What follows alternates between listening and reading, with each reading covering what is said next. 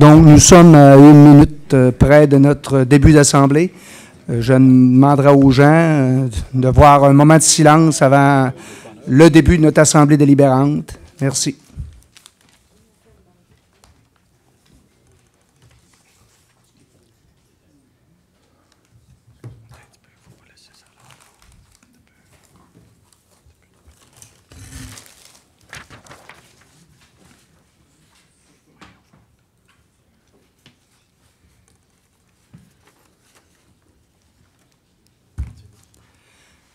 Donc, bienvenue à tous et à tous. Bienvenue aux auditeurs et aux auditrices qui nous écoutent par la voie de la télévision. On sait que vous êtes nombreux. Donc, sans plus tarder, je vais demander à M. Bouchard de nous faire la lecture de l'ordre du jour. Avis vous est par les présentes données par le sous-signé greffier de la municipalité qu'une séance ordinaire se tiendra lundi le 8 mai à compter de 19 ans à l'endroit désigné, soit au 15 rue Forgette, Baie-Saint-Paul. Les sujets traités seront les suivants, à savoir en A, ouverture de la séance, en B, adoption de l'ordre du jour, en C, lecture ou dépôt des minutes, adoption des procès-verbaux suivants, séance ordinaire du 13 mars 2017 et en B, séance extraordinaire du 3 avril 2017. En D, règlement. Consultation publique concernant la demande de dérogation mineure portant le numéro D2017-02 pour le 1048 boulevard Monseigneur de Laval, suivi s'il y a lieu de son adoption. En 3, consultation publique concernant la demande de dérogation mineure portant le numéro D2017-03 pour le 770 boulevard Monseigneur de Laval, suivi de son adoption s'il y a lieu. En 5, consultation publique concernant la demande de dérogation mineure portant le numéro D2017-04 pour le 255 chemin Cap-au-Corbeau Sud, suivi s'il y a lieu de son adoption. En 7, consultation publique concernant la demande de dérogation mineure portant le numéro D2017-05 pour le 1065 boulevard Monseigneur de Laval, suivi s'il y a lieu de son adoption. En 9, consultation publique concernant la demande de dérogation mineure portant le numéro D2017-06 pour le 10 et 12 rue Notre-Dame, suivi s'il y a lieu de son adoption. 11, consultation publique portant sur le projet de règlement R679-2017 ayant pour objet d'amender le règlement de zonage dans le but principal de réviser certaines dispositions du règlement. En 12, adoption du second projet de règlement R679-2017. En 13, consultation publique portant sur le projet de règlement R680-2017, ayant pour objet d'amender le règlement sur les plans d'implantation et d'intégration architecturale afin d'y ajouter un chapitre applicable à la zone C-137, secteur rue Sainte-Anne. Suivi en 14, l'adoption finale du règlement R680-2017. En 15, consultation publique portant sur le projet de règlement R681-2017, ayant pour objet d'amender le règlement de zonage dans le but principal de permettre l'usage de transport par hélicoptère dans la zone V-441, secteur Côte-Saint-Antoine. Suivi en 16, l'adoption du second projet de règlement R681-2017. En 17, consultation publique portant sur le projet de règlement R682-2017, ayant pour objet de modifier le règlement de zonage dans le but principal de réviser les dispositions applicables aux carrières et sablières, ainsi qu'à leurs usages complémentaires, suivi en 17 l'adoption du second projet de règlement portant le numéro R682-2017. Résolution d'administration et législation. 1. Nomination du maire suppléant. En 2. Université du troisième âge, location de la salle. En 3. Semaine de la municipalité du 4 au 10 juin. Dans urbanisme et mise en valeur du territoire et culture. En 4. Demande de parrainage. Projet déposé au fonds de mise en valeur du territoire non organisé. En 5, demande de permis en zone PIA. pour le 1339 boulevard Monseigneur de Laval et en B pour le 15 montée Tour-L'Oignon. F, affaires nouvelles, délégation, demandes diverses. 1, tournoi de golf, saison 2017, délégation. En 2, club de judo, demande d'aide financière, championnat canadien. Suivi de la correspondance en G. H, lecture des comptes de 25 000 et plus et adoption des comptes du mois d'avril. Suivi de la période d'intervention des membres du conseil. En G, questions du public et en K, levée ou ajournement de la séance. Donc, ça me prendrait un proposeur et un secondeur pour accepter l'ordre du jour. Je vais le proposer. Monsieur Godreau. Monsieur Simard. On va poursuivre avec l'adoption du procès-verbal de la séance ordinaire du 13 de mars 2017.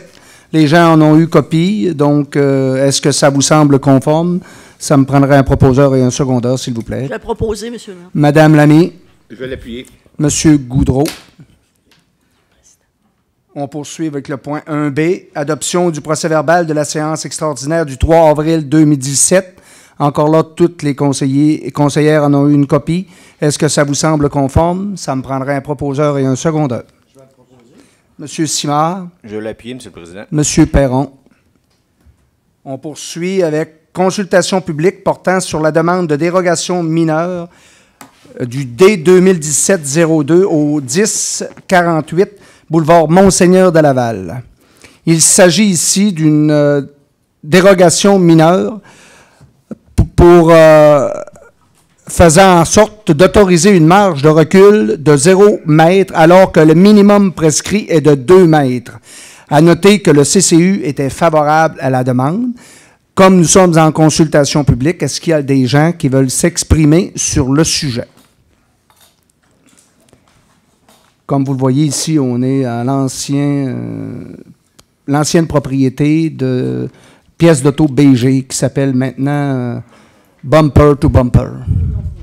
C'est tout à fait surprenant que le registre des entreprises ait accepté l'utilisation d'un nom essentiellement anglophone. C'est pas moi qui... On a, là-dessus, Monsieur le Président, permets-moi, on a vérifié avec la régie sur la langue française et c'est autorisé. C'est parce que c'est comme Walmart, c'est comme McDo, McDonald's, etc. Bon, je ne sais pas si c'est international, mais ça rentre dans la même catégorie là, de ces raisons sociales.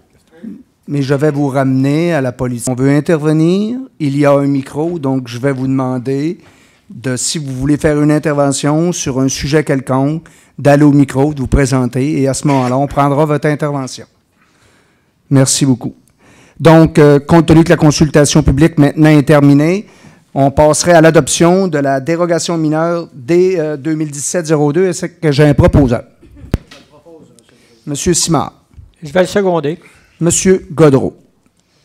On poursuit avec consultation publique portant sur la dérogation mineure D 2017-03 au 770 boulevard Monseigneur de Laval. Il s'agit ici il y a 3 entrepôts sur les lieux, alors que le maximum prescrit est de 1. Donc, le CCU nous recommande, avec condition, d'accepter la demande, soit que le parement soit fait en bois et que la toiture soit en tôle. Donc, comme nous sommes en consultation publique, est-ce qu'il y a des gens qui veulent s'exprimer sur le sujet? Et ça, c'est en vertu du respect du règlement de l'article 318 et 319 sur notre règlement de zonage. Donc, est-ce qu'il y a des gens qui veulent se faire entendre? Sinon, je vais clore la consultation publique et demander un proposeur et un secondeur pour l'adoption de la dérogation mineure D 2017-03. Je vais le proposer, monsieur le maire, mais je crois que c'est M. Gay, ça? Oui, c'est chez M. Mario Gay. Ouais. On voit que ça a besoin d'amour, hein? Je vais le proposer, monsieur le président. Monsieur Simard. Pour l'amour, je l'appuie. Secondé par Mme Lamy. Donc, c'est adopté unanimement. Je vais poursuivre avec la consultation publique portant sur la demande de dérogation mineure D2017-04 au 255 Cap au Corbeau. Donc, il s'agit là d'autoriser une largeur de terrain de 11,64 mètres, alors que le minimum prescrit est de 50 mètres. Le CCU nous demande d'accorder unanimement. On sait qu'on est dans un secteur où les accès sont parfois difficiles, donc c'est parfois difficile de construire en ayant les normes prescrites. Donc, est-ce qu'il y en a qui sont en lien ici avec... on est en consultation, est-ce qu'il y en a qui veulent poser des questions ou qui ont des commentaires par rapport à la recommandation du CCU? Donc, je vais clore la période de consultation publique et demander si on a un proposeur et un secondeur pour l'adoption de la dérogation. Je vais proposer, M. le Président. Madame Lamy. Je vais le seconder. Monsieur Gaudreau. Est-ce qu'on peut ajouter, juste pour les gens là, qui s'étonneraient, c'est que vous voyez sur la carte, hein, le lot, c'est pour permettre l'accès à un deuxième lot. Et c'est le seul accès possible dans ce territoire-là, parce que, bien sûr, on est en dérogation ici, comme vous le constatez. Alors, c'est pour donner accès au deuxième lot, sinon, le deuxième lot n'est plus construisible s'il n'y a pas cet accès-là, puis on ne peut pas faire d'accès autrement dans ce secteur-là. Simplement pour que les gens comprennent. Là. Donc, ça fait... merci du complément d'information, Mme Lamy. On va poursuivre maintenant avec la consultation publique portant sur la dérogation mineure D2017-05 au 1065 boulevard Monseigneur de Laval. Il s'agit ici d'une demande pour autoriser une superficie de 659 mètres carrés alors que le maximum prescrit est de 100 mètres carrés. Le CCU suggère de reporter la demande pour que s'il y avait du développement dans ce secteur-là, qu'on propose ou qu'on amène un plan d'aménagement paysager. Donc, comme on a un avis de report, ça me prendrait un proposeur et un secondeur pour l'avis de report. Je vais le proposer. Mais comme je suis en consultation publique, je demanderai quand même aux gens qui sont intéressés de se faire entendre. Oui, c'est vrai.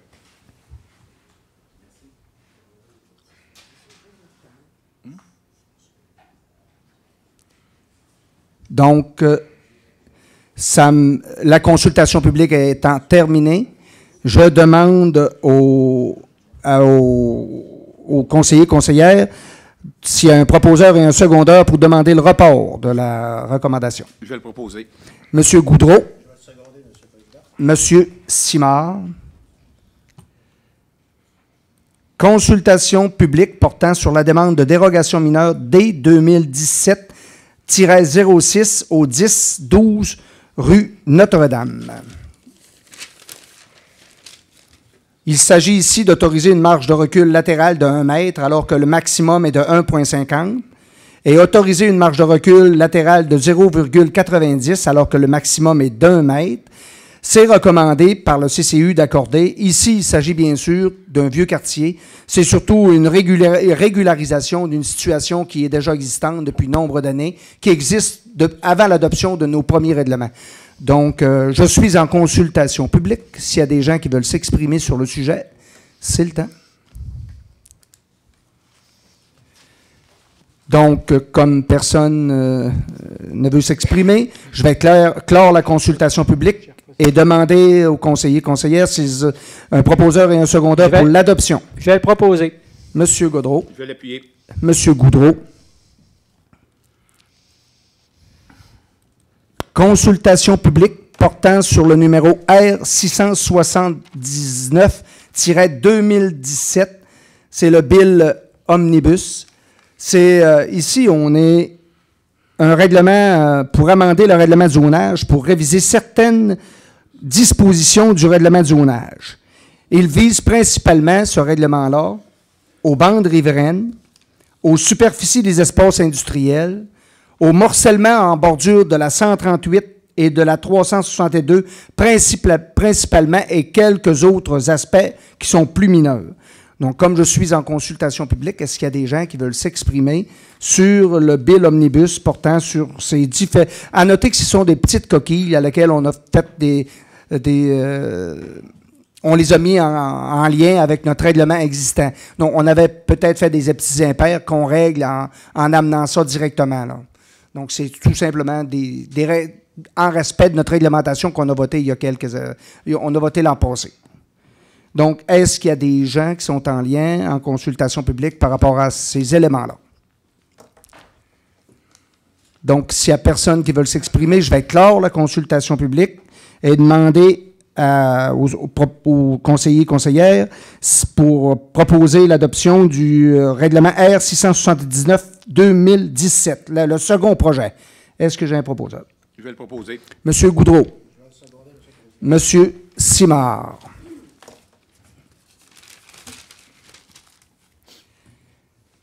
On va poursuivre. Consultation publique portant sur le règlement R680-2017, PIA, secteur industriel, rue Sainte-Anne. Il s'agit, vous le savez bien ici, de la zone 137. Il s'agit des entreprises Jacques Dufault. Je tiens à mentionner que ceux-ci, pour être inclus dans le PIA, ont été rencontrés et que ça satisfait à leurs demandes. Quelques éléments importants par lesquels le CCU demandait d'être vigilant. Il avait l'intégration à leur milieu de vie, l'encouragement à l'esthétisme, s'harmoniser avec leur secteur, qui était un peu important, et favoriser les aménagements paysagers d'usage pour faire en sorte qu'ils soient un peu plus discrets dans le milieu. Donc, comme nous sommes en consultation publique, est-ce qu'il y a des gens qui veulent se faire entendre sur cette demande? Bien sûr. Donc, comme il n'y a personne qui veut se faire entendre, ça me prendrait un proposeur et un secondeur pour adopter le second projet de règlement R680-2017. Je vais le proposer. Monsieur Goudreau. Monsieur Simard. On va poursuivre, mais je vais lire le sujet. C'est consultation publique portant sur le règlement R681-2017. Il s'agit d'ici de Élie Charlevoix, mais comme j'ai un lien particulier avec le vendeur du terrain, il faut que je quitte. Donc, M. Goudreau va prendre le relais à ma place.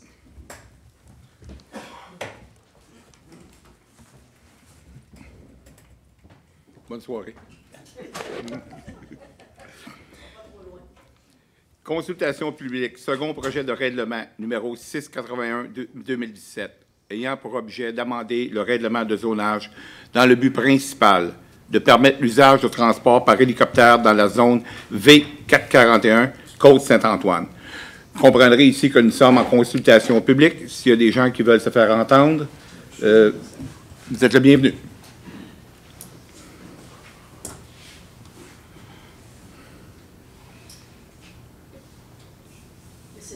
Essayez voir, M. Fissette. Fonctionne peut-être. Là. Non. Appuyez sur le dessus là, assez fortement. Quoi.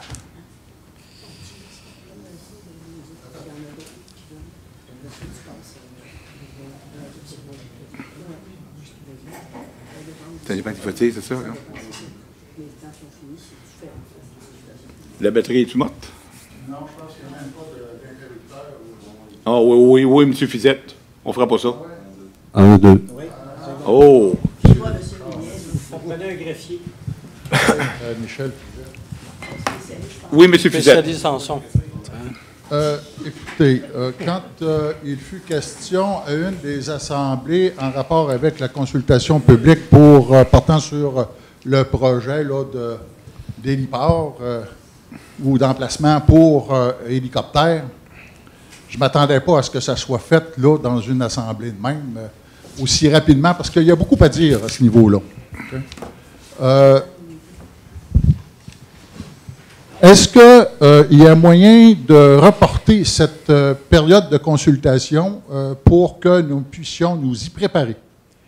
Il y a beaucoup de choses qui concernent cette problématique-là, notamment toute la question des bruits, même si on pouvait déterminer la quantité de décibels que ça puisse se développer, il demeure pas moins que la machine n'a pas les compétences de l'être humain.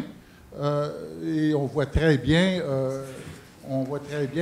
en endocrinopsychologie la différence qu'il y a et en plus l'intervention de la glande thyroïde pour raffiner l'interception des bruits, ce qu'une machine est incapable de faire. Là, il est question de rapprocher, ce que j'en comprends, ce serait de rapprocher ce transport, et même je comprends que ce serait par l'acquisition d'un terrain, donc on parle d'une chose plus permanente qu'autrement. Alors, je ne sais pas où est-ce qu'ils en sont rendus avec le ministère des Transports du Canada. Que je sache, ils n'ont pas encore entendu parler de la demande.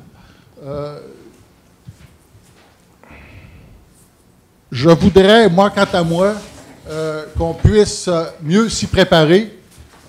Il n'est pas question ici de vouloir s'opposer inconsciemment là, à un projet d'une nature qui vient s'inscrire dans un climat de développement touristique. Alors, c'est une place qui est quand même intéressante d'avoir du haut des airs. Oui. Mais je voudrais savoir quelle en serait la fréquence, quelles seraient les périodes de ces tours d'hélicoptères. Est-ce que ça inclut la période hivernale? Est-ce que on sait qu'il y a le Club Med qui est pour s'en venir, si c'est pour être accepté. Alors, il va y avoir des clientèles très nombreuses qui souhaiteront voir le paysage de Baie-Saint-Paul, plus particulièrement. Alors, donc, on est susceptible de penser que ça puisse durer plus qu'une saison. Alors, non, moi, je vous demanderais qu'on puisse reporter cette consultation publique et puis qu'on puisse s'y préparer et puis qu'on puisse avoir l'opinion aussi de Transport Canada sur ce point. Et puis, en plus, quand on parle de cet emplacement-là, vous savez qu'il y a toute la question environnementale aussi. Est-ce qu'il y aura une vessie pour assurer le plein des hélicoptères? On parle d'un hélicoptère ici, que je sache, qui n'est pas l'équivalent d'un Bell 407 qui, lui, est muni qui peut être muni d'un assourdisseur de bruit. Et je crois que c'est des choses qui sont importantes parce que la qualité de vie inclut aussi le fait que nous ne soyons pas trop pollués par la notion bruit également. Alors, il y a l'intensité du bruit, mais il y a aussi la fréquence puis la durée. Alors ça a des impacts importants sur le développement de l'individu. Alors, ça peut créer des stress même assez sévères chez certaines personnes. Alors, ce n'est pas négligeable comme décision à prendre, comme consultation à faire non plus. OK. Votre requête est entendue. Est-ce que vous m'entendez? Oui. OK, excusez. Puisque le promoteur est ici, est-ce que vous voudriez vous prévaloir de cette période pour donner des réponses à M. Fizette aussi? Absolument. OK.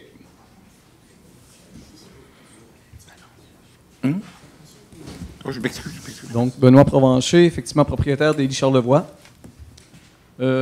Concernant le bruit, tout de suite, on peut... parce que moi, dans la démarche, par souci, effectivement, parce que je l'ai toujours eu, le souci du bruit, pour déranger le moins possible toute la population de Charlevoix en entier, on fait attention sur plein d'aspects pour ce qui concernant le bruit. Et dans ce souci-là, avant même que ce soit présenté, j'ai invité des conseillers, ainsi que M. le maire. Il y avait aussi M. Duquette qui était présent. Et on a fait les tests de bruit, justement.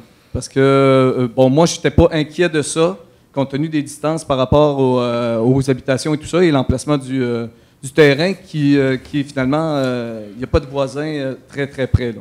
Effectivement, dans ce test-là de bruit, on s'est positionné. J'ai demandé à un de mes pilotes de venir et d'atterrir sur le terrain, de faire les tests qu'il fallait, là, finalement. On s'est positionné dans un premier temps dans la côte, dans le secteur là, anciennement des Baguettes, pour voir effectivement qu'est-ce qu'on entend comme bruit quand l'appareil s'en vient, fait son approche, atterrit sur le terrain et redécolle. Finalement, les gens qui étaient là peuvent en témoigner, on n'entend rien. On n'entend aucun bruit. On a fait aussi le test du côté du rang Saint-Antoine, parce que là aussi, il y avait une préoccupation. On s'est rendu du côté du rang Saint-Antoine et le résultat était le même. Là. On n'entendait pas, il fallait vraiment porter attention. Puis là, c'est parce qu'on avait l'hélicoptère en visuel que là, on portait attention et c'est à peine si on entendait quoi que ce soit. Donc, concernant le bruit. Et nous aussi, dans cette préoccupation-là de ne pas faire de bruit, ou en tout cas le moins possible, ce qui est intéressant dans ce secteur-là, en tout cas sur le terrain sur lequel on parle... Des baguettes? Non, c'est-à-dire je reviens au terrain où là où on demande d'être positionné. Oui, OK. Excusez. C'est que finalement, derrière là où on ferait les décollages et qu'on a le temps de prendre de l'altitude, c'est des champs. Il y a vraiment personne qui serait dérangé parce que justement, les approches, les atterrissages, tout ça se ferait au-dessus de ces champs-là. Et au décollage, en fait, nous permet de prendre de l'altitude rapidement pour après ça se rediriger peut-être vers le fleuve ou vers les montagnes, là, parce que c'est les deux champs d'attrait principaux. Donc, puis aussi le fait que ces champs-là font en sorte que il y a un élément de sécurité. C'est-à-dire que on passe au-dessus de la tête de personne pour justement dans ces axes d'approche-là. Et à ça vient, je vais répondre aussi au niveau de Transport Canada. Moi, j'ai fait ma démarche auprès de Transport Canada, auprès d'un évaluateur, en fait. Et compte tenu que je ne suis pas en zone bâtie et que ce n'est pas un héliport officiel, là. C'est-à-dire que c'est pas tout le monde qui peut venir atterrir, c'est vraiment une base privée pour nos opérations à nous seulement. Effectivement, il n'y a pas d'autorisation particulière à demander au niveau de Transport Canada.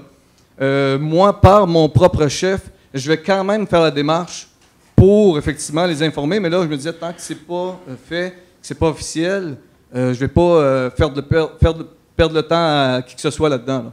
Donc, mais comme je l'avais fait d'ailleurs au niveau du positionnement actuel là, au coin de Saint-Urbain, le 381 et le 138.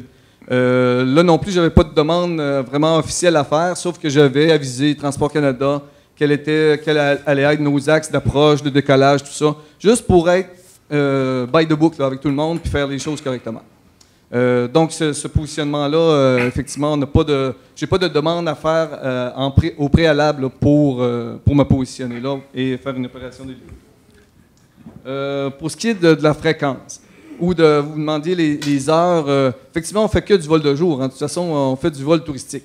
Donc, c'est pas intéressant. Nous, les heures d'ouverture, c'est... en fait, on ouvre à 9h30, mais les vols commencent habituellement vers 10h. L'avant-midi. Parce que de toute façon, les gens, ils viennent pas vraiment, ne sont pas intéressés vraiment avant ça. Et en soirée, en fait, on termine l'été, parce que les journées sont plus longues. Oui. On va terminer plus vers 18h, 18h30. Mais encore là, notre heure de fermeture est à ce niveau-là, mais c'est plutôt vers 17h, 17h30 que les gens, les derniers viennent. Là.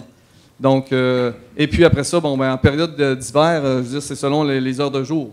Donc, moi, je suis quand même présent à 8h30 au poste d'accueil, mais généralement, les vols vont se faire plus vers 10h30, 11h, donc jusqu'à peu près 14h30, 15h, parce qu'il fait noir tôt là, en hiver. Concernant l'hiver également, effectivement, nous, on opère depuis toujours, depuis le début de l'île Charlevoix, on opère 4 saisons. Mais par expérience, vous savez aussi qu'on ne voit pas beaucoup l'hélico voler en hiver. Parce qu'il n'y a pas beaucoup d'achalandage, il n'y a pas beaucoup de demandes. Là, ce qu'on a développé cette année, puis probablement que ça va se poursuivre, parce qu'effectivement, moi, je suis intéressé à développer l'hiver, mais là, ce qu'on a développé cette année et qui devrait avoir des suites, c'est qu'on est positionné au massif de Charlevoix. C'est ma façon, ou en tout cas en partenariat avec le massif, c'est la façon d'aller chercher justement un petit peu plus de clientèle. Donc là, l'opération se fait au massif. Donc, ici, il ne se passe rien. Là.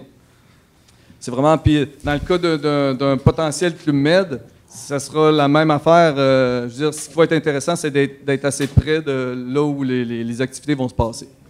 Donc, c'est pas très inquiétant, d'autant plus qu'effectivement, la fréquence, c'est vraiment minime l'hiver. Et aussi, il faut comprendre aussi qu'à partir du moment où le moteur de l'hélico démarre, quand on est au sol, je veux dire, dans les 2 minutes, on est parti. Là. On ne fait pas tourner l'hélico pendant 15 minutes, une demi-heure, juste pour le plaisir de faire tourner l'hélico au sol, où là, on l'entend. Là, où ça peut faire un peu plus de bruit. Effectivement, si on démarre, on laisse réchauffer le moteur, ça prend 2 minutes, puis après ça, on est décollé. Et là, on l'entend, c'est pas très long, une fois qu'on a pris de l'altitude, qu'on n'entend plus l'hélico. Donc, c'est un autre des éléments importants dans l'affaire. d'hiver. Voilà, j'ai-tu répondu à... Je pense que M. Fizette avait mentionné une question de pétrole, non? Oui. Ah ben oui, ça effectivement, nous on est régi par des normes. Oui, il y a toujours... Non, nous on fonctionne avec des barils présentement. On a fonctionné comme ça. Et effectivement, il y a pas de... On fait ce qu'il faut pour que ce soit sécuritaire puis qu'il n'y ait pas de déversement. Les barils ne sont pas trimballés. En fait, là, on n'a pas à déplacer quand on vient pour mettre du carburant. On a une pompe avec un tuyau. Fait que les barils, une fois qu'ils sont amenés là puis qu'ils sont scellés, sont vidés sur place sans qu'ils soient déplacés pour risquer un déversement ou quoi que ce soit. Là. Donc, à ce niveau-là, il n'y a aucun problème. Potentiellement, peut-être qu'il y aura un réservoir qui sera... mais c'est même pas dans les plans pour l'instant parce que c'est quand même beaucoup de sous pour l'installation de ça. Donc là, le développement des Charlevoix, c'est étape par étape. Donc, ça viendra, mais à ce moment-là, effectivement, on sera toujours selon les normes de toute façon. On ne fera rien qui déroge de ça. C'est ma façon de fonctionner depuis le début. Et c'est comme ça que je veux poursuivre en tout temps, de toute façon. Okay. Excusez. Est-ce que M. Fizette, je pense que M. Fizette veut rajouter? Là. On prend 2 minutes, M. Fizette. Oui, après? Oui. Voilà le problème. Il est tout fait.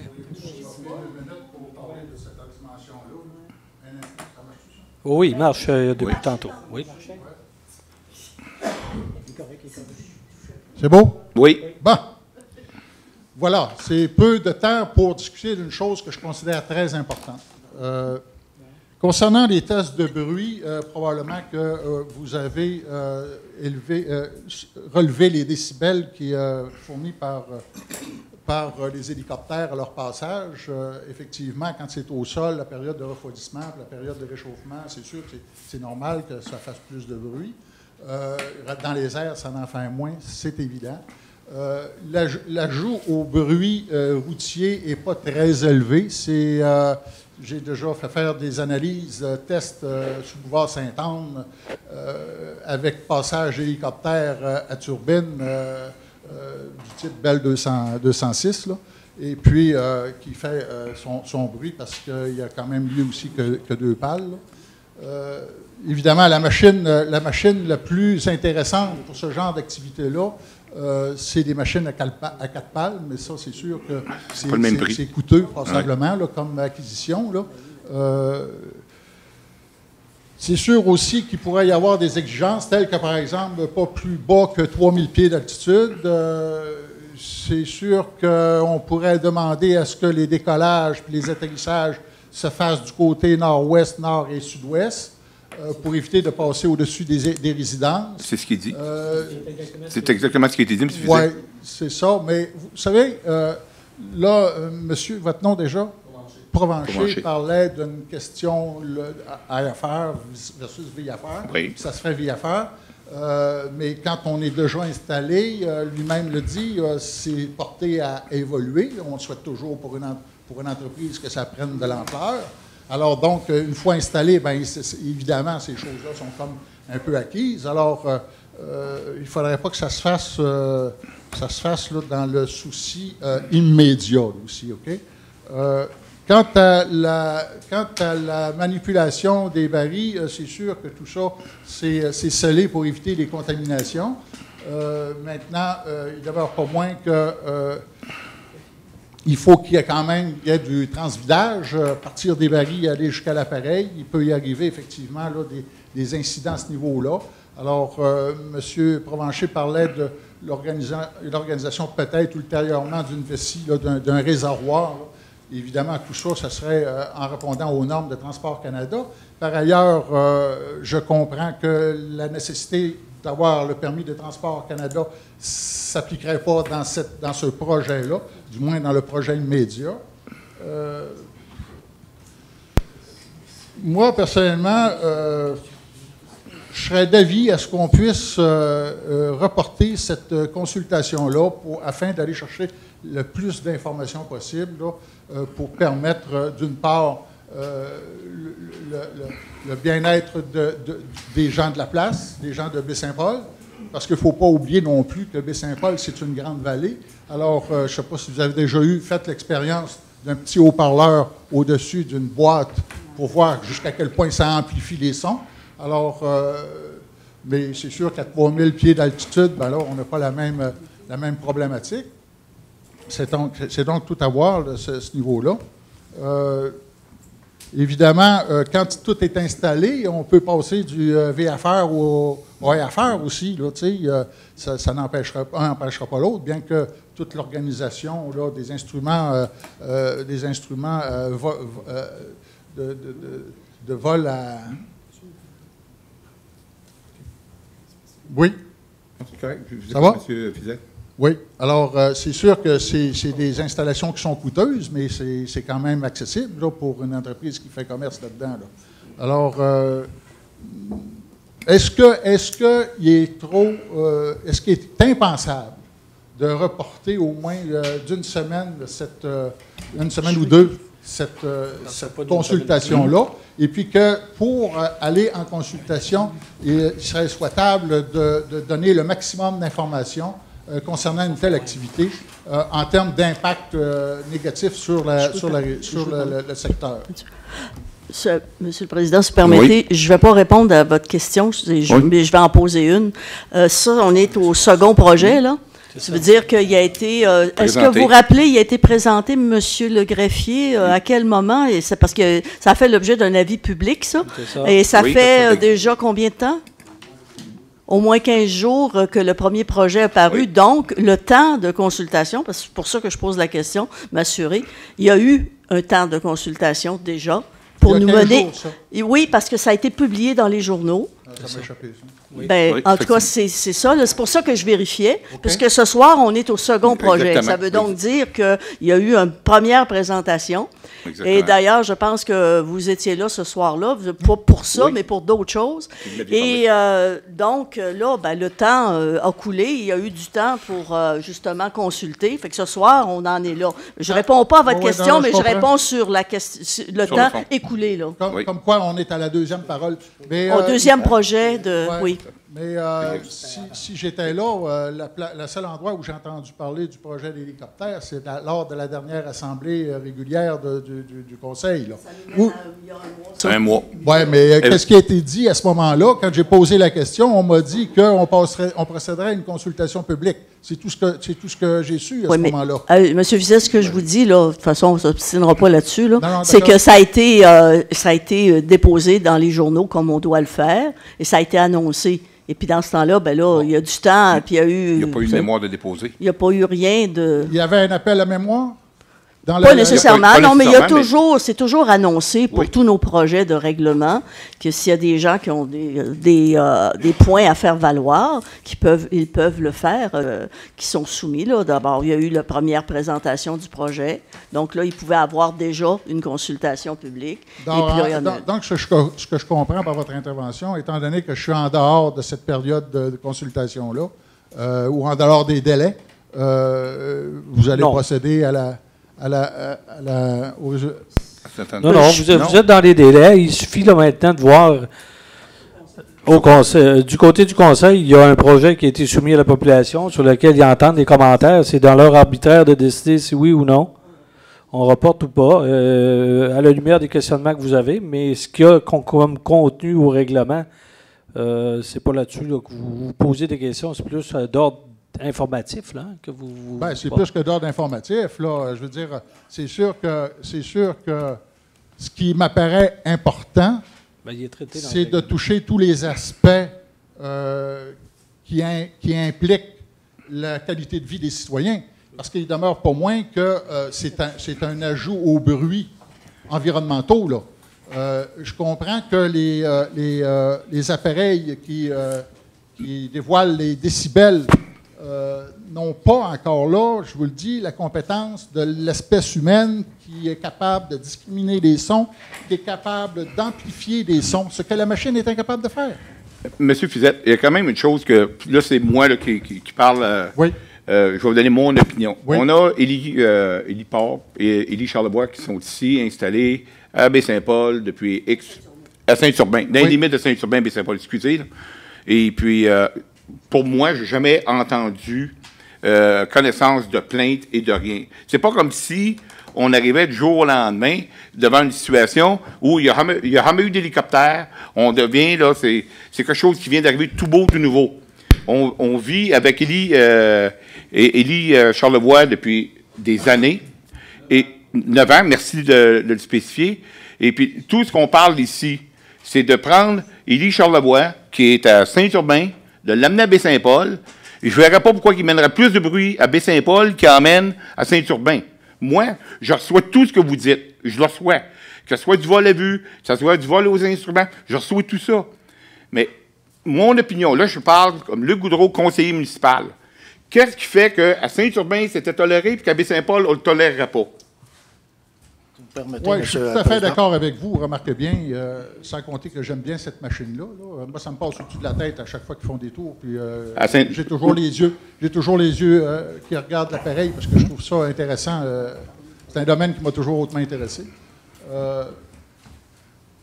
Mais là, on parle d'une chose dont la fréquence peut augmenter. Je comprends votre point de vue. Elle aurait pu augmenter à Saint-Urbain, M. Fizette. Oui, tout à fait. Mais sauf que là, les atterrissages et les décollages se font en dehors des résidences. Beaucoup éloignés des résidences. Et de un. Et de deux, c'est en dehors d'une configuration géographique qui ne propage pas les sons.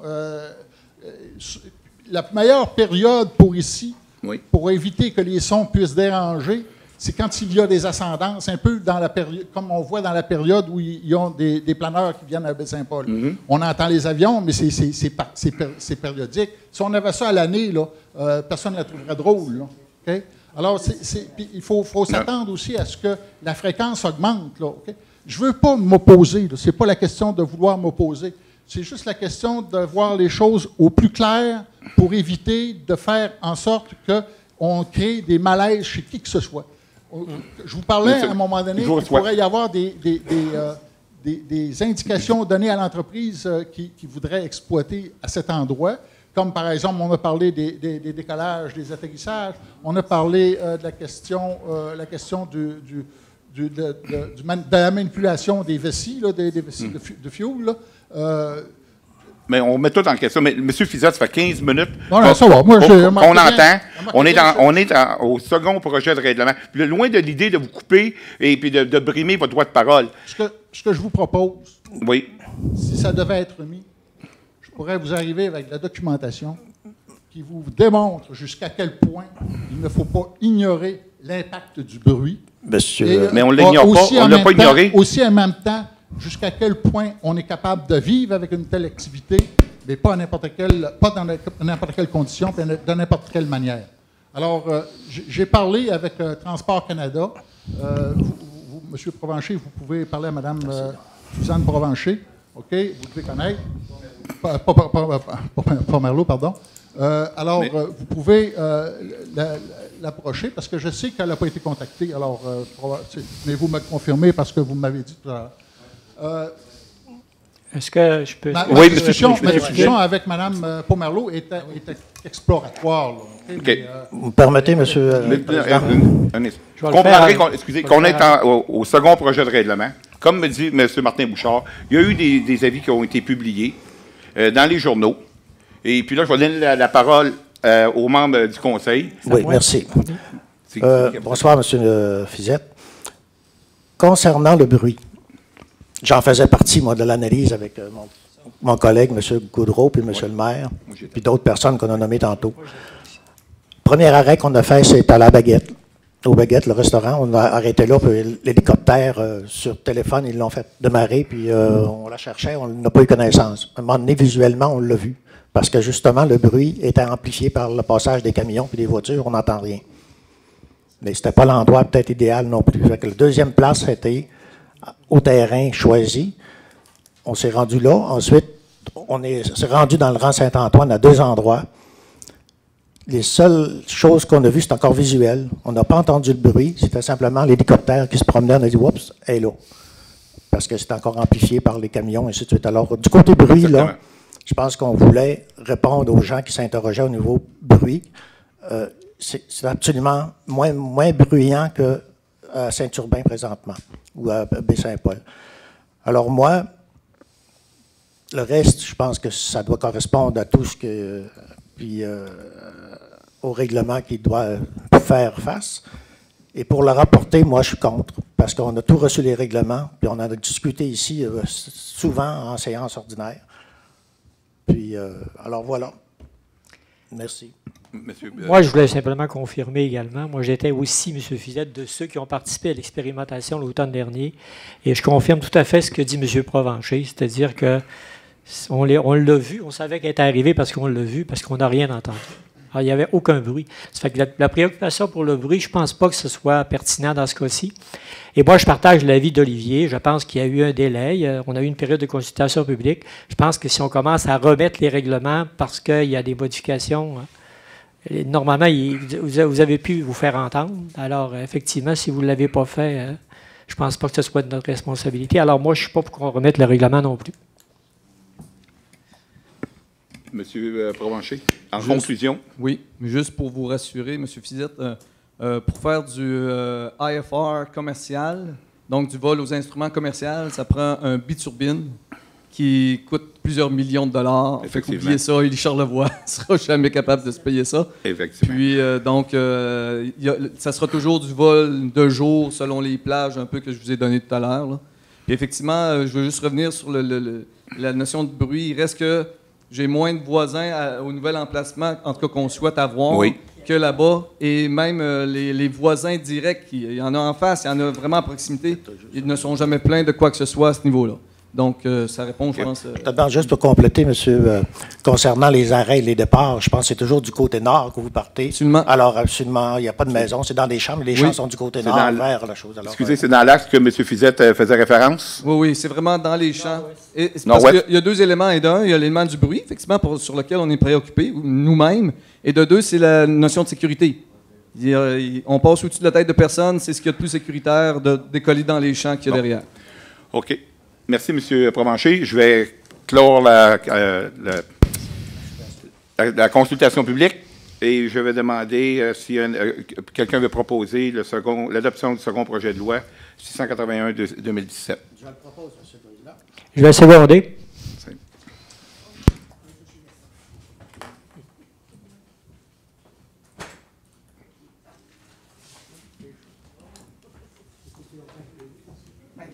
Je l'avais dit, prends ton temps. Quand le temps de me réveiller. Là, je suis fermé. Hein? Vous allez m'excuser, je vais me rouvrir. Donc, hélico, c'est fait. Oui. On va passer au point D, 17. Consultation publique ayant pour objet... portant le règlement R682-2017 ayant pour objet d'amender le règlement de zonage afin de vérifier... Excusez-moi, je vais aller sortir. Les normes applicables sur les carrières sablières sur notre territoire. Donc, comme je m'étais entendu ce matin avec M. Bouchard, je vais demander à M. Bouchard de nous préciser certains points relatifs aux carrières sablières. Oui, en fait, je le résume ainsi. Par ce règlement, on vient limiter l'implantation de nouvelles carrières sur le territoire de Baie-Saint-Paul. Donc, on vient se limiter à celles déjà autorisées. On sait qu'il y en avait 9 et deux nouvelles tout dernièrement l'ont été. Alors, on trouvait important de venir statuer qu'il n'y en aurait pas d'addition supplémentaire. Et là-dedans, on prévoit aussi venir s'accoler davantage aux exigences de la MRC, dont l'une d'elles vient, en fait, ça vient pour 9 des sites qui étaient déjà connus, puis qui, avant les 2 dernières autorisées, là, on vient prohiber la construction dans les 150 mètres entourant une sablière, pour ce qui concerne la construction de chalets ou de maisons.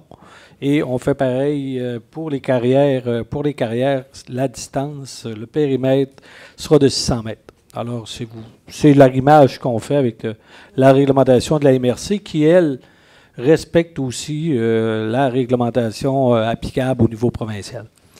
Donc, comme on est en consultation publique, je vais demander aux gens qui ont de l'intérêt, des commentaires, à se faire entendre. Peut-être l'un des éléments association, on se rappellera qu'il y a une particularité par rapport à Saint-Jérôme. hein, Oui. où là, on vient de donner l'autorisation sur un chemin. Alors, il faudra se rappeler qu'on a des ententes à convenir avec les exploitants en question. Effectivement. Mais c'est comme en dehors de ce règlement-là, là, mais je vous laisse aller avec... OK.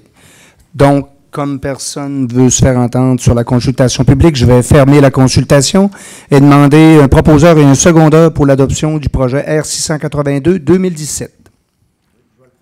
Monsieur Simard, secondé Monsieur Goudreau. On va poursuivre. Nomination d'un maire suppléant. On était en plénière ce matin, on a fait nos travaux et on a désigné ce matin Mme Lamy comme prochaine pro-maire pour les 4 prochains mois. Donc, ça me prendrait un proposeur et un secondeur pour... Je vais proposer Mme Lamy. M. Goudreau. Si elle accepte, je vais le seconder. M. Simard, vous acceptez? Bienvenue dans le club. C'est un bon 4 mois. Non. On va poursuivre avec Université du troisième âge, excusez-moi. Location de la salle. Il s'agit ici de louer la salle au coût de 250 $ par session à l'Université du troisième âge. C'est du 13 septembre au 1er novembre 2017 et du 10 janvier 2018 au 28 février 2018 également. Donc, il y a quelques petites modifications que M. Émilien Bouchard va faire en fonction des élections de novembre, s'il y a lieu, pour faire les correctifs avec la personne qui loue. Donc, est-ce que j'ai un proposeur et un secondeur? Je vais le proposer. M. Goudreau. Je vais l'appuyer, M. le Président. M. Perron. Semaine de la municipalité, c'est pour décréter la semaine des municipalités du 4 au 10 juin. Et en même temps, peut-être qu'on organisera quelques petites activités lors de cette semaine-là. Donc, ça me prendrait un proposeur et un secondeur. Je vais le proposer. M. Godreau. Je vais l'appuyer. M. Goudreau. On poursuit notre ordre du jour. Demande de parrainage pour un projet déposé au fonds de mise en valeur dans les TNO, surtout sur le territoire du lac Picoba.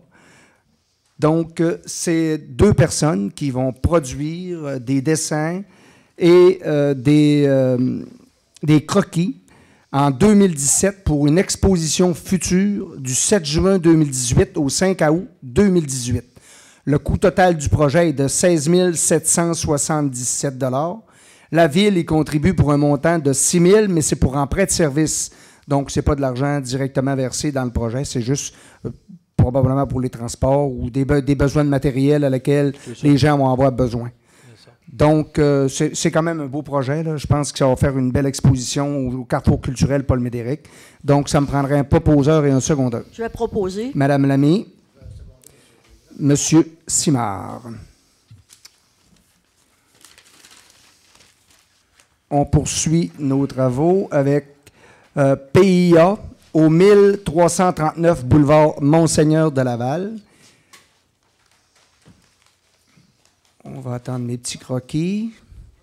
Il s'agit ici d'une construction d'un bâtiment pour une distillerie. Malheureusement, celle-ci a été érigée sans permis, mais l'amende a été payée par le propriétaire.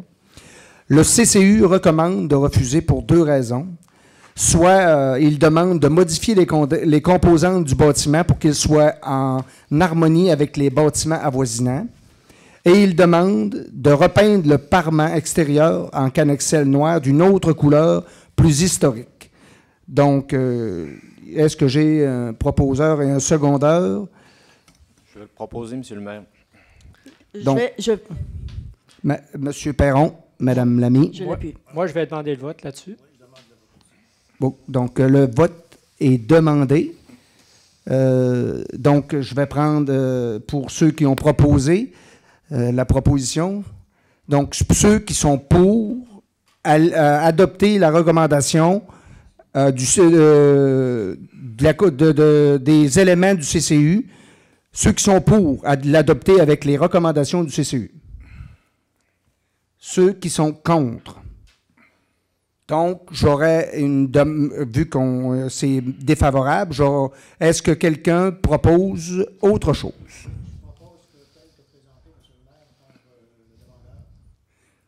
OK. Donc, j'ai Olivier qui propose, tel que proposé par le demandeur. Est-ce que j'ai un secondeur? Moi, je veux juste faire un commentaire. C'est évidemment dommage, bien sûr, que la personne ait fait des travaux sans permis. Ça va de soi, là.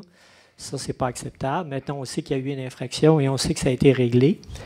Alors, moi, j'appuie la proposition d'Olivier. Je pense que...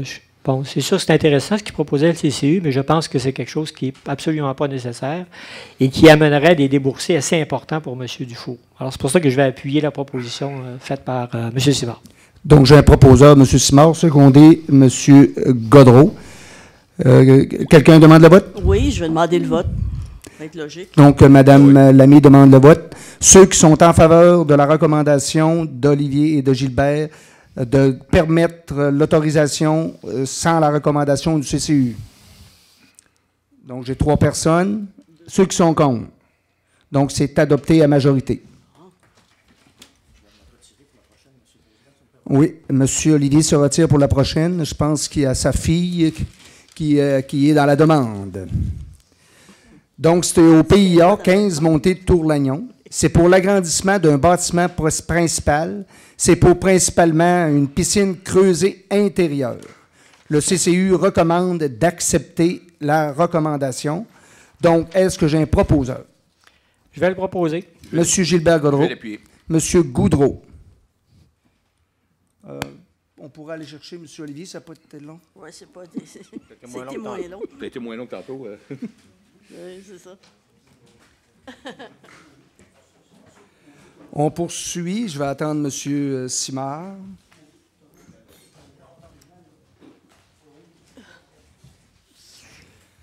On poursuit avec tournoi de golf et délégation saison 2017. Comme vous le savez, on est heureux que le golf puisse s'ouvrir cette année encore une fois. La Ville participe pour 4 tournois annuellement. Donc, c'est le tournoi de la Fondation du Centre hospitalier, le tournoi de la Chambre de commerce, le tournoi pour la cause prévention suicide et le tournoi des optimistes. Donc, je suis le représentant qui m'occupe de monter les équipes pour les tournois. Donc, ça me prendrait un proposeur et un secondeur pour accepter que je m'occupe des inscriptions et de finaliser l'ensemble du dossier avec les fonctionnaires. Je vais proposer. Madame Lamy, secondé. Monsieur Goudreau. Hein? On ne demandera pas le vote là-dessus. On va poursuivre avec demande d'aide financière, Amélie Larouche, judo, championnat canadien. Donc, nous avons une personne, mademoiselle Amélie Larouche, qui va se rendre au championnat canadien à Calgary en judo. C'est fort impressionnant. Comme on le sait, c'est des personnes qui nous représentent comme municipalité à l'extérieur du pays. En fonction de la réglementation sur nos dons et subventions, on va accorder la subvention maximale de 300 $ pour aller faire ses représentations là-bas. Et on lui souhaite, bien sûr, la meilleure des chances possibles et le meilleur succès. Donc, ça me prendrait un proposeur et un secondeur. Je vais le proposer. Monsieur Godreau. Je vais seconder. Madame Lamy. Mais encore une fois, félicitations. Quand on est rendu là, il y a plein d'efforts qui se sont mis en arrière pour se rendre à ce niveau-là. On va poursuivre, si vous le voulez bien, avec correspondance d'avril. Tout le monde a reçu la correspondance. Ce matin, les gens ont posé leurs questions, leurs commentaires par rapport à l'ensemble de la correspondance. Est-ce qu'il y en a d'autres personnes qui ont des commentaires par rapport à la correspondance? Ça va. Ça va. Registre des chèques, Monsieur Bouchard. Alors, on y va avec les 25 000 et plus. Dans le fonds d'administration aux entreprises Jacques Dufour pour le contrat de déneigement dans le secteur urbain, on a un déboursé de 87 344 et 95 sous. À Réseau Charlevoix, notre subvention pour les opérations, 114 953 $. On se rappellera qu'il y avait eu la conversion d'un crédit de taxe en forme de subvention, mais qui n'ajoutait rien de plus aux obligations de la Ville. Aux commissions scolaires de Charlevoix, il y a un engagement de la municipalité pour la rénovation de la piscine au centre éducatif qu'on répartissait sur un certain nombre d'années. Le montant est de 38 156 $. Au centre de gestion du complexe PFM, on a reçu un 100 000 $ de contribution des PFM tel que le prévoyait le protocole et c'est ce montant-là qu'on retourne au centre de gestion pour voir à l'opération du complexe. À l'Association Tourisme régional de Charlevoix, en fait, c'est pour notre participation dans le projet de destination Baie-Saint-Paul qui vise à réunir tous les efforts marketing pour faire que Baie-Saint-Paul soit une destination prisée par nos visiteurs. Alors, c'est un paiement, une aide de 35 000 $ qui est consentie à ce niveau-là. Aux entreprises du Jacques-Dufour, à nouveau, mais pour le 6e versement, cette fois-là, associé au contrat de déneigement, un déboursé de 88 383 $ et 31 sous. Il y a une petite différence avec l'autre que j'ai nommé tantôt, parce qu'il y avait d'autres petites factures à travers ça. Et à la MRC de Charlevoix pour la quote-part, l'une de nos quote-parts, c'est donc la 2e facturation. Un paiement de 655 087 $ et 50 sous. Alors, ces chèques de 25 000 $ et plus, additionnés à ceux de 25 000 et moins, ont totalisé pour la période un montant de 1 347 428 $ et 59 sous. Au FDI, soit ça c'est notre fonds d'investissement. Nous avions peu de dépenses mais c'est normal en cette période-ci. On n'avait pas de 25 000 $ et plus, mais un déboursé total de 15 504 $ et 98 sous. C'est un petit mois. Oui. C'est plutôt rare, oui. C'est très, très, très rare. À vrai dire, c'est quasi... Merci, M. Bouchard. Donc, ça me prendrait un proposeur et un secondeur pour l'adoption des comptes. Je vais le proposer. M. Godreau, M. Simard. On va poursuivre avec période d'intervention des membres du Conseil. M. Godreau. Simplement quelques mots. Vous savez qu'il y a plusieurs résidents de la région de Montréal, de Gatineau et des municipalités environnantes qui vivent vraiment des moments difficiles. Hein. Il y a des gens là-dedans qui vont perdre une partie, peut-être même la totalité de leurs biens. Ce que je voulais juste vous dire, c'est que ces dernières heures, la Croix-Rouge canadienne a lancé une levée de fonds, une campagne de levée de fonds pour aider ces gens-là. Et on sait que 100% des sous vont aller directement aux résidents parce que c'est le gouvernement du Québec qui va administrer le fonds, qui va payer les frais d'administration. Alors, je pense que certains l'ont probablement pris dans les médias. Là. Alors, je vous invite à être généreux. Vous savez, ces gens-là, ils vivent vraiment des choses très difficiles et ils en ont probablement encore pour quelques semaines avant de pouvoir réintégrer leur maison et dans quel état elle va être. Alors, soyez généreux. www.croixrouge.ca. Oui. Il y avait un numéro de téléphone aussi. Il y a un numéro de téléphone aussi. Donc, c'est beau pour la question. Même d'autres personnes? Oui, en lien avec ce que M. Gaudreau vient de mentionner, moi, j'aimerais qu'on dépose un avis de motion en soutien à tous les sinistrés. Du déluge, pas de déluge, mais des inondations. Je pense que de près ou de loin, on a tous quelqu'un qu'on connaît, qu'on va pouvoir se connecter avec et dire, de près ou de loin, ça vient nous chercher. Moi, je devrais demander à mes collègues au Conseil qu'on dépose un avis de motion en soutien à tous ces gens-là. Donc, l'avis de motion est déposé par M. Luc Goudreau à l'effet d'être solidaire avec les gens qui ont subi les foudres, des inondations partout au Québec. Exactement. Il y a 146 municipalités ce soir, à ce moment-ci. Donc, c'est beau pour M. Goudreau. D'autres personnes? Oui, s'il vous plaît. Madame Lamé. Alors, je vais revenir un petit peu sur la question du Club Med. C'est la dernière fois que je vous en parle, à moins qu'il se passe des nouvelles choses. C'est parce qu'il s'en est passé, en fait, de nouvelles choses depuis la dernière fois. Ben, en fait, des nouvelles choses. Peut-être pas si extraordinaires que ça, mais tout de même, de nouvelles informations. Alors, d'abord, je vais vous dire que moi, je suis très heureuse du débat public. Enfin, des échanges, des questions, des lettres qui ont été publiées, en tout cas, tous ceux qui se sont manifestés pour ou contre, peu importe. C'était un de mes objectifs, c'est-à-dire qu'on pose des questions puis qu'on ait ensemble une discussion et une réflexion sur un sujet qui nous importe. Alors ça, de ce point de vue, ben, je considère que j'ai fait ma part, j'ai jeté mon pavé dans la mare, et puis, voilà, c'est fait. C'est par ailleurs, j'ai entendu dire que, paraît-il, qu'il y a des gens qui auraient fait de la désinformation dans cette discussion-là. Si c'est le cas, je trouve ça fort regrettable si ça a eu lieu. Pour ma part, je n'ai aucun reproche à me faire de ce côté-là. parce que je reconnais aussi le travail qu'ont pu accomplir les élus, les différents élus à différents paliers de gouvernement qui ont travaillé, qui continuent à travailler pour obtenir ce financement, même si je ne suis pas d'accord avec leur démarche, je reconnais leur travail. Maintenant, et puis je voudrais aussi préciser, parce qu'on entend toutes sortes de choses, puis parfois les gens s'imaginent, bon, parce que quand on prend position, juste au cas où certains en douteraient, je vais vous dire que je ne suis pas contre le tourisme dans Charlevoix, je ne suis pas contre le groupe Massif, et puis je ne suis pas contre non plus le Club Med. Ma position est la suivante, c'est très clair, c'est je ne suis pas d'accord qu'il y ait un soutien financier gouvernemental pour construire un hôtel. C'est ça ma position, strictement celle-là. Je peux avoir des opinions sur le fait qu'il y a un Club Med ou pas, mais ça, c'est pas l'objet, ça n'a pas été l'objet de ma réflexion ni de mes propos. Je dois souligner aussi dans les débats qui ont suivi des choses fort intéressantes. À part les lettres dans les journaux, il y a eu entre autres la position prise par la Chambre de commerce de Charlevoix, avec qui, évidemment, on est, la Chambre de commerce de Charlevoix est d'accord pour qu'il y ait ce soutien financier, et puis elle étaye sa position.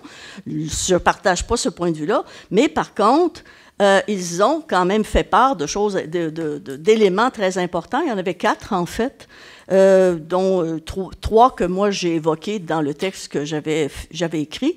Alors, sur la main-d'œuvre, alors, ils n'ont pas fait mention de conditions, mais ils ont dit, et là, je cite, ils demandent au groupe Le Massif et au Club Med d'éclaircir la position sur 4 éléments clés ayant un impact direct ici. La main-d'œuvre, la politique d'achat, l'impact sur l'offre et le positionnement. Je ne vous lirai pas tout le détail, mais la main-d'œuvre, vous le savez, on a un problème de main-d'œuvre. Ici, moi, je l'ai évoqué aussi dans mon texte. On a un problème de trouver de la main-d'œuvre. Alors, ils demandent qu'on tienne compte d'un plan de ressources humaines. Je pense que c'est logique. Une politique d'achat local. Ils demandent que le Club Med et le Massif s'engagent à contribuer à l'achat local pour son fonctionnement. Une politique d'achat local définie atténuerait les craintes des entrepreneurs généraux. Bon, entre autres. Et l'impact sur l'offre d'hébergement. Alors, ils se soucient de l'impact que pourrait avoir la création d'un hôtel de 300 chambres. Et ils disent qu'il faudrait aussi prévoir des plans pour atténuer ça. Et le positionnement, ça c'était un élément intéressant auquel je n'avais pas pensé, mais la Chambre souhaite enfin que l'arrivée du Club Med positionne la région de Charlevoix comme un bassin propice à l'apprentissage des métiers de l'hôtellerie et de la restauration, afin de bonifier l'offre de formation existante. C'est une excellente idée, d'autant que ça irait tout à fait rejoindre notre maison mère, à laquelle on veut confier des charges et des responsabilités de cet ordre-là. Et vous vous souvenez que moi, je préconise que l'aide gouvernementale, s'il doit y en avoir, doit aller plutôt à la maison mère, qui est pour nous, et quand ici, les membres du Conseil, on a pris la décision de faire l'acquisition de ce complexe-là, c'était, entre autres choses, et c'était la seule, mais c'était une raison importante, c'était qu'on voulait que ça serve de levier économique, de lieu d'emploi à plus-value, etc., pour la ville de Baie-Saint-Paul. Alors, c'est sûr que quand on propose une activité comme celle-là, ça vient apporter de l'eau à ce moulin-là. Qu'est-ce qu'on a appris de nouveau? Il y a eu, à la fin d'avril, un article dans Le Devoir d'Isabelle Porter qui nous a appris que la directrice des opérations, je ne suis pas sûre, en tout cas, c'est la directrice des opérations à Montréal, du Club Med, qui a dit, nous, on ne mettra pas d'argent là-dedans, dans l'hôtel, on apporte notre bannière. Je vous cite l'article, et si vous le voulez, je vous le montrerai, j'invente pas ça. Le programme, et on a appris aussi dans le même article de Mme Porter, je continue à la citer, que Québec, le gouvernement du Québec, avait bonifié un programme spécialement pour le tourisme, mais avait augmenté et qui serait orienté vers le secteur international, peut-être dans le but justement de fournir de l'argent pour cette transaction-là, pour la construction d'un hôtel. Bon, on sait déjà qu'Investissement Québec est dans le dossier, on ne sait pas à quelle hauteur ils vont contribuer, on ne connaît pas non plus les conditions. Quant au fédéral, on n'a pas entendu parler non plus. Donc, les nouvelles de ce côté-là ne sont pas très fraîches, mais ni nouvelles, en tout cas à notre niveau, ça n'a pas transpiré encore. Il y a 3 ans, ça c'est un rappel, c'est rien de nouveau, mais il y a 3 ans, vous pourrez vérifier aussi les sources, le président Giscard d'Estaing, qui est toujours président du Club Med, avait déclaré lors de l'échec des négociations à cette époque-là, parce que c'est la 2e négociation qui se fait pour ce projet de Club Med, avait déclaré, alors c'est le président du Club Med là, qui parle, il avait dit qu'il ne voulait pas, à ce moment-là, il y a 3 ans, on ne veut pas assumer de déficit d'opération. Alors, comprenez ce que ça veut dire. Deuxièmement, il avait dit aussi que le lien routier entre Québec et Charlevoix était insuffisant. Toujours le président du Club Med qui parle. Troisième chose qu'il avait dite aussi, les pentes du groupe Le Massif, les pentes de ski, il y a 3 ans, les pentes sont trop étroites selon les critères européens. Je ne sais pas si on fait des travaux sur la montagne, mais c'était les propos de M. Giscard d'Estaing. Au-delà de tout ça, qui est bien précis, qui est lié à un financement public d'un hôtel, moi, je pense, en tout cas, j'ai réfléchi depuis que le temps a passé, et je pense que ça nous amène aussi à une réflexion d'aller plus loin que l'histoire du Club Med comme tel, ou de son installation, ou pas son installation, ici. Ça illustre ce qui est en train déjà de se passer dans la région, à savoir qu'on vit ici un phénomène qu'on appelle de villégiature concentrée. Alors, villégiature concentrée, c'est ce que vous avez de façon très flagrante actuellement à Petite-Rivière avec les différents projets immobiliers où des villégiateurs, donc des résidences pour le tourisme, des non-résidents, en fait, qui sont propriétaires des lots, installent toute une série de maisons et concentrent la villégiature. Ça a des effets sur le tissu social, ça a toutes sortes d'effets. On peut le voir déjà, je vous donne juste brièvement quelques chiffres pour étayer ça, qui ne viennent pas de moi, qui viennent de quelqu'un qui a fait une thèse sur le sujet, qui parle de la marchandisation dans Charlevoix. Alors, par exemple, dans les chiffres de 2009, 2009, c'est vieux, vous me direz, mais on peut penser que la tendance a continué. À Baie-Saint-Paul, on a 778 résidents, c'est-à-dire 778 non-résidents sur 3711 résidents propriétaires, pour un total de 21 %, les chiffres de 2009. Donc, 21 % de non-résidents. À Petite-Rivière, vous allez voir la villégiature concentrée, ça paraît là. Alors là, on a 397 non-résidents sur 622 résidents. Donc, 63,8 % de non-résidents. Et aux éboulements, on a, je vous fais grâce des autres chiffres, là, mais aux éboulements, on a 53,6 % de non-résidents. Et on découvre aussi dans la même étude que les lots non construits, là on parle de Petite-Rivière, appartiennent davantage à des non-résidents, c'est-à-dire 1254 non-résidents sur 139 résidents. Il y a plein d'autres chiffres, mais je vous en fais grâce. Que ça illustre, ça? Ça illustre le phénomène, justement, de la villégiature concentrée et où on se spécialise davantage dans les résidences de tourisme et où les lots sont accaparés aussi par des gens qui ne sont pas résidents du lieu. Et qu'est-ce que ça signifie? Ça signifie que, et si on va plus loin, puis si la tendance se concrétise un peu partout, ça veut dire qu'on est en train de passer davantage à une population de non-résidents que de résidents. Ça veut dire que les enjeux sociaux, les enjeux de participation à la vie citoyenne se posent de façon encore plus aiguë. Est-ce que c'est ce qu'on veut? Est-ce qu'on veut que Charlevoix, moi je vous pose des questions quand je dis qu'on doit réfléchir, est-ce qu'on veut continuer à être les spectateurs d'un développement qui est fait par d'autres? Est-ce qu'on veut continuer, est-ce qu'on veut privilégier, devrais-je dire, davantage pour ce qui est de l'immobilier, la valeur d'échange plutôt que la valeur d'usage? La valeur d'usage, c'est les résidents. La valeur d'échange, c'est des gens qui ont des maisons pour les revendre et faire des profits. Avec les conséquences qu'il peut y avoir sur la spéculation. Alors, ce n'est pas nouveau, le tourisme en Charlevoix, c'est historique et c'est important. La question maintenant, c'est de savoir comment on veut, nous, que ça se passe. Et que la question est de savoir comment on veut que notre paysage soit exploité. Pourquoi les gens dépensent-ils autant d'argent pour venir ici?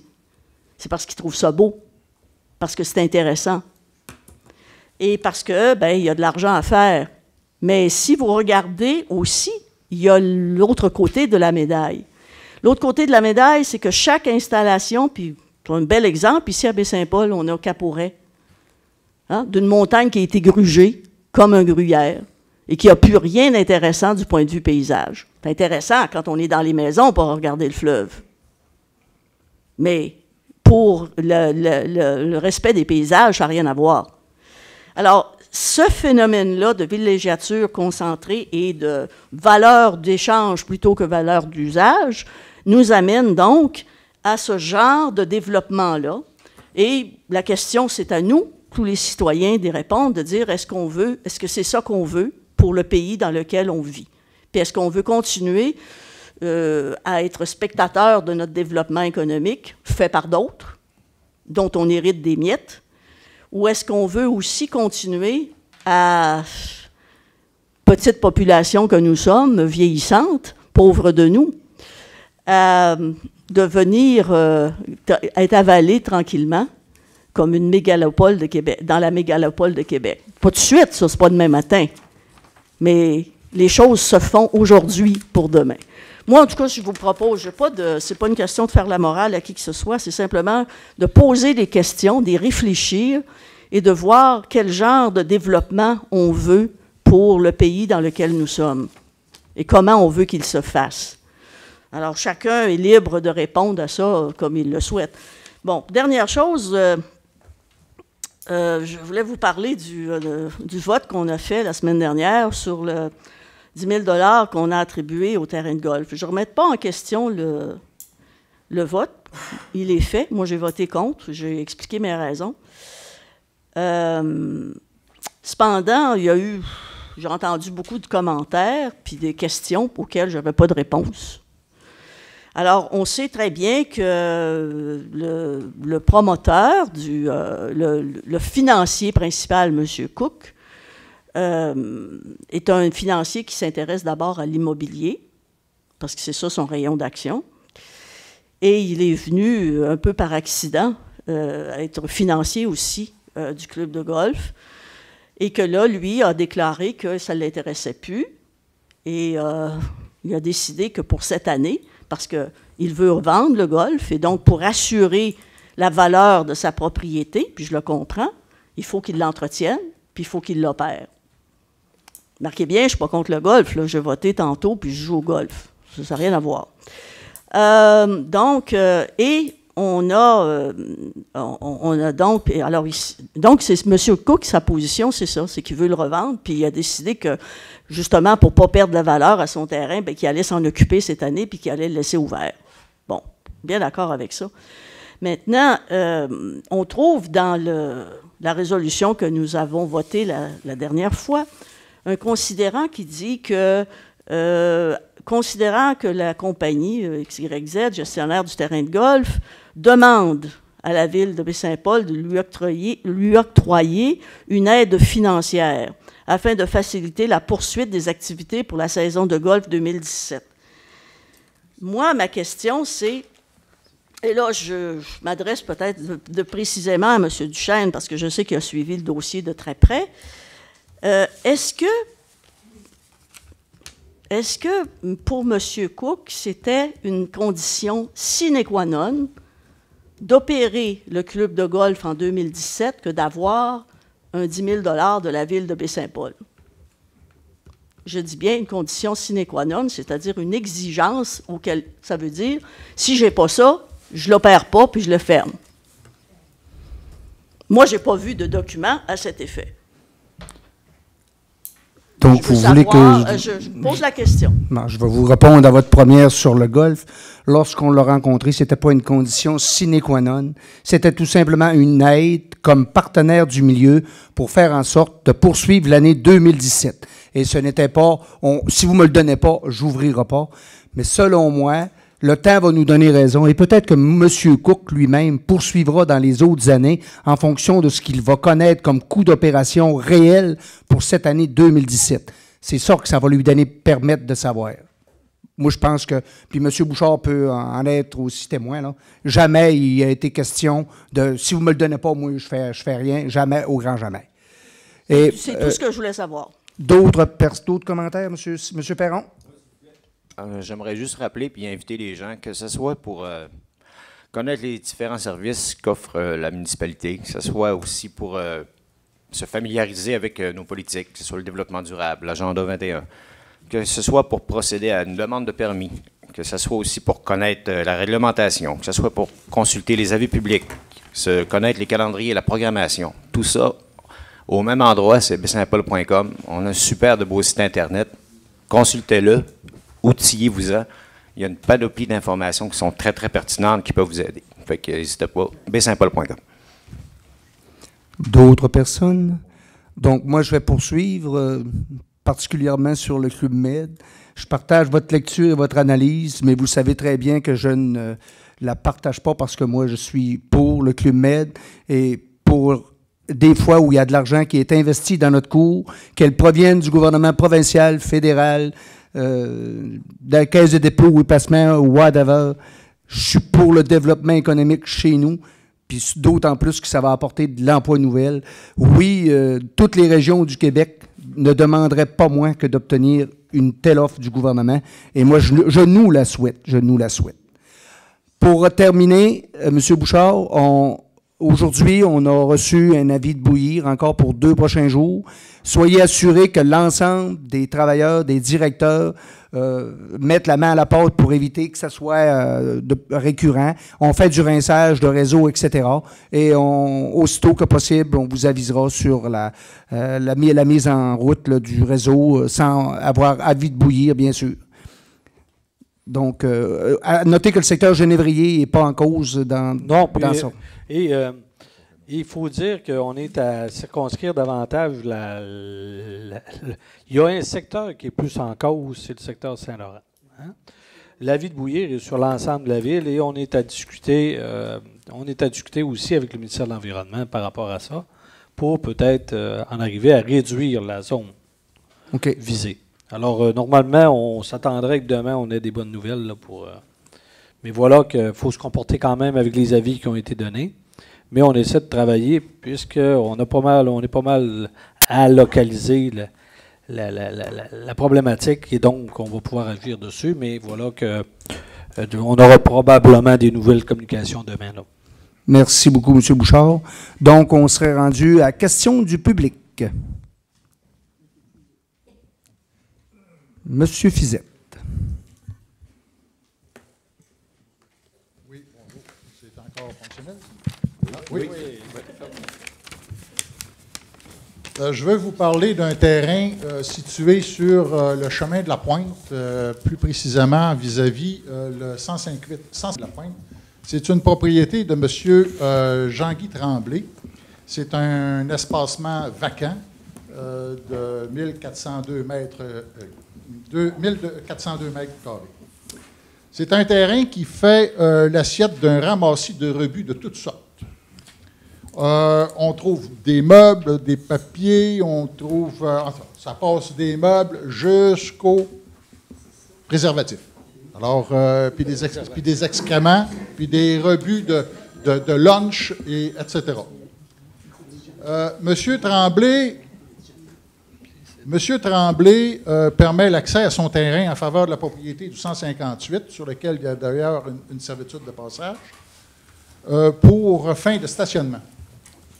C'est moi qui le déneige l'hiver et Au moins à deux reprises cet hiver, j'ai brisé mon souffleur en raison du fait que j'ai accroché des choses qui avaient été enneigées à mon insu. Le Conseil accepterait-il de donner suite à ma proposition, savoir que la municipalité sensibilise la population sur le fait qu'il s'agit d'un terrain privé et surtout pas d'un dépotoir, qu'il rappelle à la population qu'elle dispose de facilités pour la cueillette des encombrants monstres, notamment 2 écocentres et des périodes de cueillette à domicile en période déterminée. Il rappelle à la population que préserver un environnement sain constitue une valeur ajoutée au profit de nous tous. Adresse un communiqué à la population afin de rappeler l'importance d'une éco-responsabilité partagée où chacun joue et maîtrise sa décision et son action raisonnée. Remémore à la population l'article 6A du chapitre 2 de la section 1 de la Loi sur le développement durable du Québec, intitulé « Pollueur-payeur », qui se lit comme suit. Les personnes qui génèrent de la pollution ou dont les actions dégradent autrement l'environnement doivent assumer leur part des coûts des mesures de prévention, de réduction et de contrôle des atteintes de la qualité de l'environnement et de la lutte contre celle-ci. Conçoivent un avertissement général à l'effet que les élus, comme les effectifs de la Ville, ne peuvent être tenus comme les seuls responsables de tout ce qui ne fonctionne pas.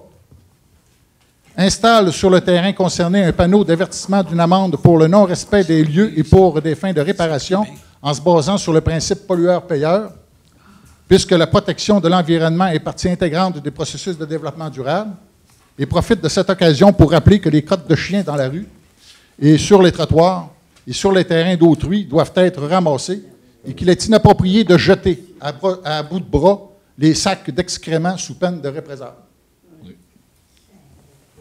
Est-ce que je peux compter sur le... Donc, je vous félicite pour votre intérêt pour le secteur du chemin de la Pointe.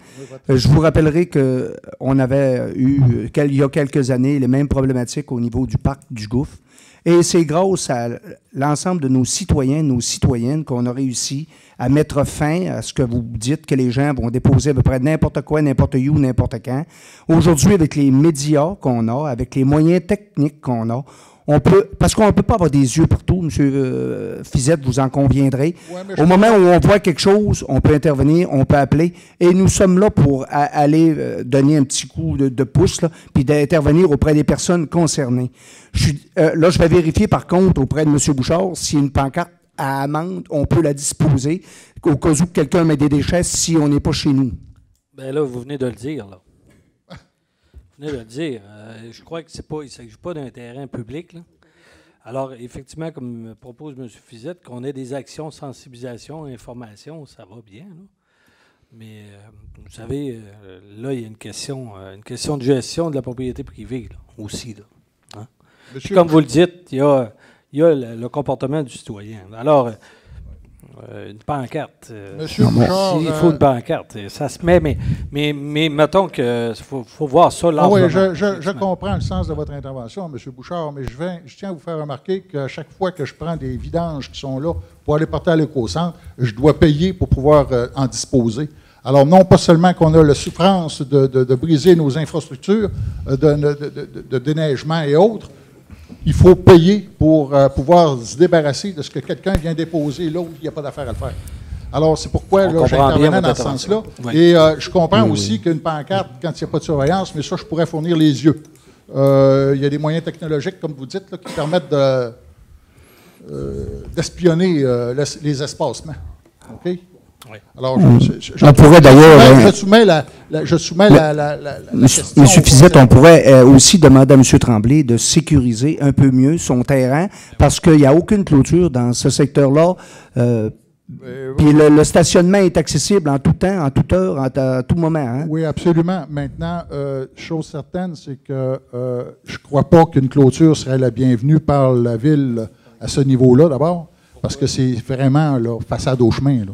Okay? Oui, je sais. Alors, c'est pas évident, ça, ce bout-là. Là. Mais il demeure pas moins qu'il faudrait que la population soit sensibilisée à ça. Ça n'a toujours pas de bon sens. Qu'on doive subir ces choses-là. On a une belle tribune à la télévision. On espère que l'ensemble des citoyennes et des citoyens vous ont entendu et qu'ils auront peut-être soit plus sensibles au respect de l'environnement dans ce secteur. Mais je crois que ça prend un peu plus. En tout cas, il faudrait envoyer peut-être un communiqué pour rappeler qu'il y a des choses qui existent. Un autre point concernant le réseau d'aqueduc. On va faire un rappel à l'informateur de toute l'importance qu'on a tous ensemble à s'assurer de bien tenir nos lieux propres. Puis je pense qu'on fera certains rappels. Donc, un message va être mis au niveau de l'informateur. Bon, ben, merci, monsieur. Le réseau d'aqueduc qui dessert les résidences du chemin de la Pointe termine sa course au ruisseau Véro, plus précisément à la chute des Goudronniers. Alors, faisant en sorte que les 3 dernières maisons desservies se retrouvent souvent avec une qualité d'eau amoindrie, diminuée en raison du bout de ligne de la desserte en eau potable. L'eau circule moins qu'ailleurs, perd souvent de sa qualité, et surtout de son bon goût. Il y a des tests qui ont été pratiqués qui concluent que l'eau demeure potable, mais il ne demeure pas moins que ce n'est pas parce que l'eau est potable qu'elle n'affiche pas un goût désagréable. Alors, en raison de sa circulation qui est évidemment très réduite, dû à faible quantité de consommation d'eau à ce bout de ligne.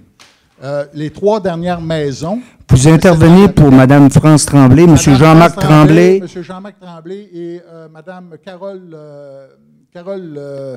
Chénard. Non. Non. En tout cas, peu importe. Ouais, mais a-t-on déjà eu, M. Bouchard, Carrier, Mme Carole Carrier. Carrier, oui. Moi, j'invite, quand c'est des cas particuliers comme ça, de nous en faire référence, parce que vous comprenez qu'on va faire les vérifications nécessaires, puis on va chercher à améliorer la situation.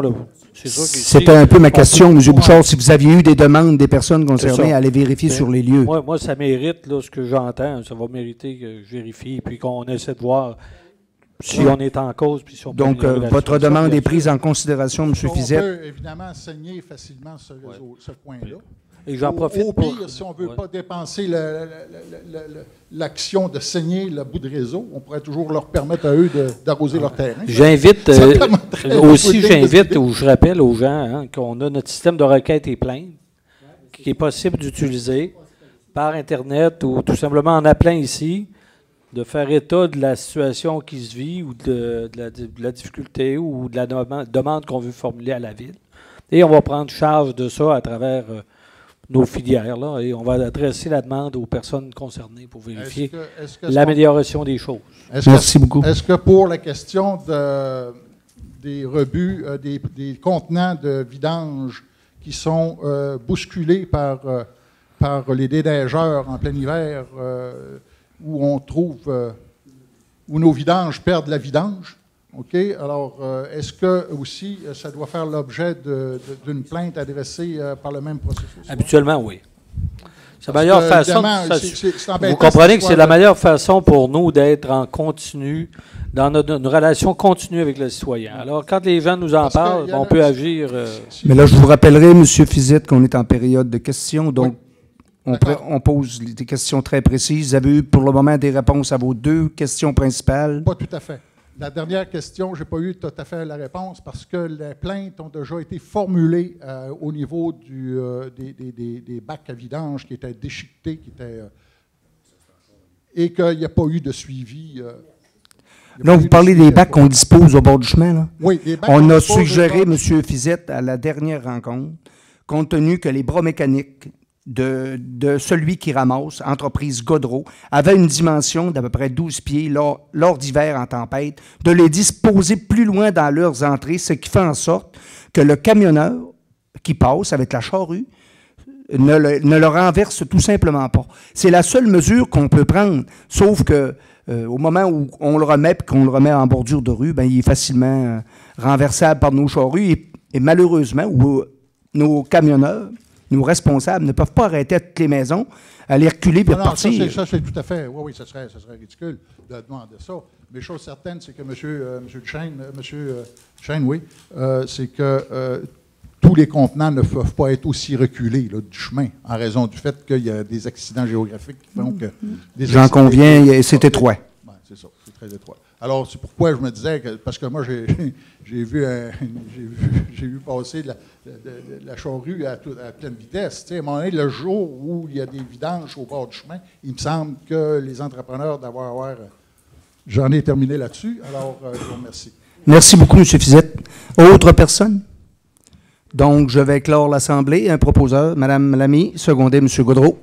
Je vous souhaite une belle fin de soirée. Suivez nos activités à travers les médias sociaux, les journaux. Et bonsoir à tous et à toutes.